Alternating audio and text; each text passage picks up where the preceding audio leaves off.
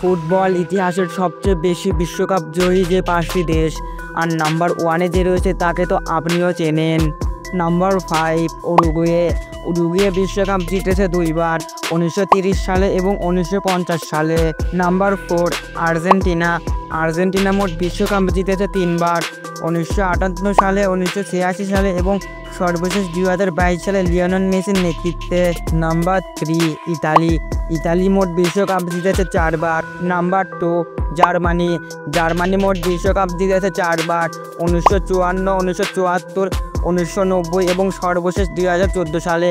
আর number 1 দেখার আগে আপনি যদি ফুটবলকে ভালোবেসে থাকেন তাহলে ভিডিওটিতে এখনই লাইক দিন, এবং আপনি যদি এদের কারো ফ্যান হয়ে থাকেন তাহলে আমাদের চ্যানেলটিকে এখনই সাবস্ক্রাইব করুন এবং কমেন্টে জানান আপনি কার ফ্যান। Number 1 Brazil. ফুটবলের রাজা ব্রাজিল মোট বিশ্বকাপ জিতেছে 5বার।